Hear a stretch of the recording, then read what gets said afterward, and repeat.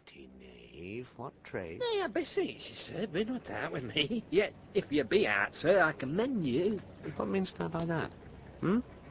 Mend me? Thou saucy fellow. Why, sir, gobble you. Thou'rt a cobbler, art thou? Well, truly, sir, all that I live by is with thee all. I meddle with no tradesmen's matters, nor women's matters, but with all. I am indeed, sir, a surgeon to old shoes. When they are in great danger, I recover them. As proper men as ever trod upon neat's leather are gone upon my handiwork. But wherefore art not in thy shop today? Why dost thou lead these men about the streets? Only, sir, to wear out the shoes, to get myself into more work. But indeed, sir, we make holiday to see Caesar and rejoice in his triumph. Wherefore rejoice? What conquest brings he home? What tributaries follow him to Rome, to grace in captive bonds his chariot wheels? You blocks, you stones, you worse than senseless things. Oh, you hard hearts, you cruel men of Rome, knew you not Pompey?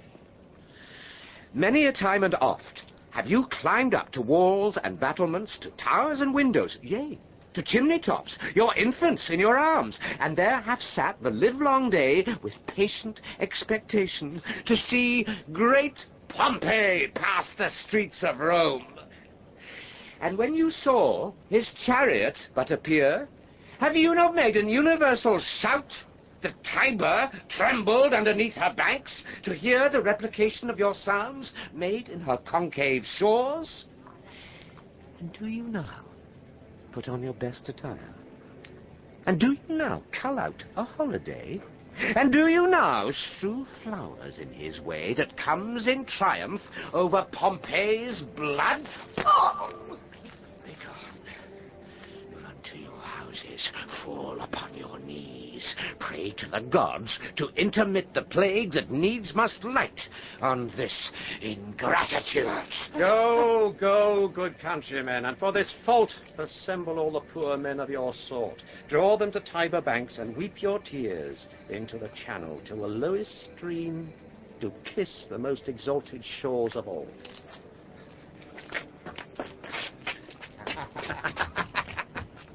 See where their basest metal be not moved. They vanish tongue-tied in their guiltiness. Go you down that way towards the Capitol. This way will I disrobe the images if you do find them decked with ceremonies. May we do so? You know it is the feast of Lupercal. It is no matter. Let no images be hung with Caesar's trophies. I'll about and drive away the vulgar from the streets. So do you too, where you perceive them thick. These growing feathers plucked from Caesar's wing will make him fly an ordinary pitch. Who else would soar above the view of men and keep us all in servile fearfulness?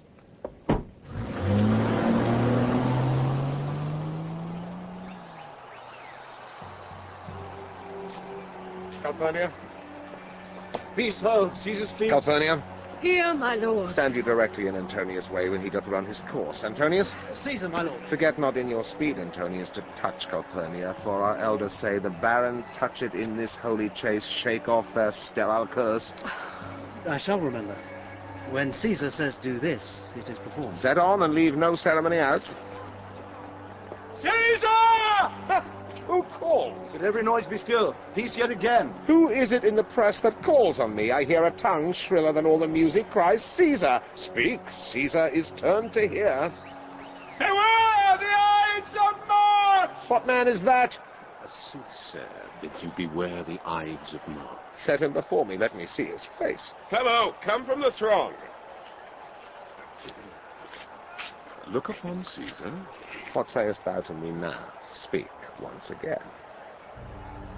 Beware the Ides of March. He is a dream. Let us leave him. Pass.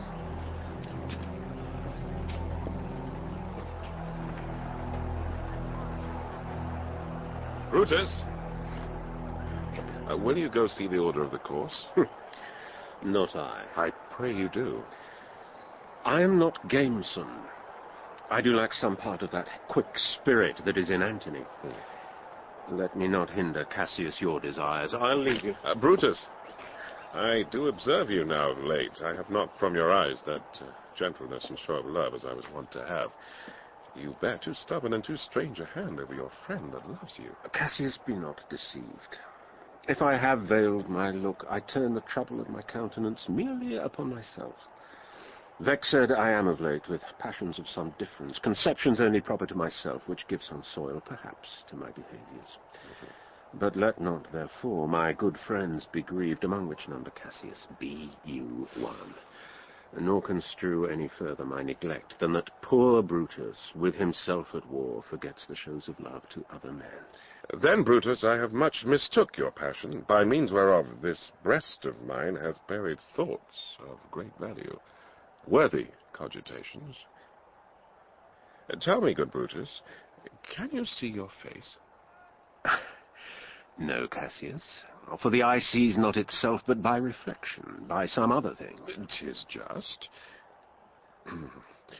And it is very much lamented, Brutus, that you have no such mirrors as will turn your hidden worthiness into your eye, that you might see your shadow.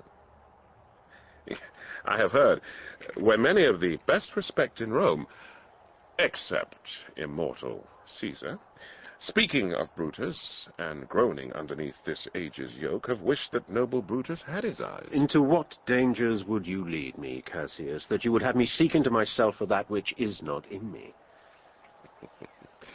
Therefore, good Brutus, be prepared to hear. And since you know you cannot see yourself so well as by reflection, I, your glass, will modestly discover to yourself that of yourself which you yet know not of. And be not jealous of me, gentle Brutus. Were I a common laugher, or did use to stale with ordinary oaths my love to every new protester, if you know that I do fawn on men and hug them hard, and after scandal them, or if you know that I profess myself in banqueting to all the rout, then hold me dangerous. What means this shouting? I do fear the people choose Caesar for their king. Do you fear it? Then must I think you will not have it so. I would not, Cassius. Yet I love him well.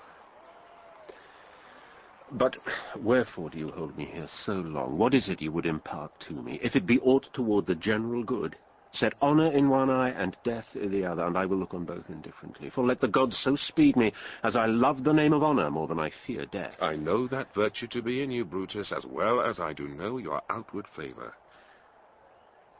Well, honor is the subject of my story. I cannot tell what you and other men think of this life, but for my single self, I had as lief not be, as live to be in awe of such a thing as I myself. I was born free as Caesar, so were you. We both have fed as well, and we can both endure the winter's cold as well as he. For once, upon a raw and gusty day, the troubled Tiber chafing with her shores, Caesar said to me, "Darest thou, Cassius, now leap in with me into this angry flood, and swim to yonder point?" Upon the word, accoutred as I was, I plunged in and bade him follow. So indeed he did.